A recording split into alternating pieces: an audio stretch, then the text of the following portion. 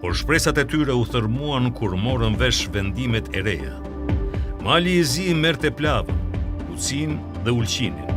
Serbia krahinat e Vranjës, Trenit e të Pirotit. Nga ana tjetër ju dhanë Greqisë tokat çame. Qendresa heroike Labe dukej se nuk do të vlente për asgjë. Vetë Abdyl Frashëri u përpoq ta binte kryetarin e Kongresit Otto von Bismarckun që ta përfshinte në rendin e ditës edhe çështjen shqiptare. Kancelari i hekur të refuzoi. Krijimi i lidhjes së Prizrenit ishte një akt shumë i guximshëm. Shqiptarët efektivisht po dilnin kundër të gjithëve, grekëve, slavëve, madje edhe vullnetit të portës së lartë. Kjo e fundit duhet të zbatonte Kongresin e Berlinit, donin apo s'donin rebelët.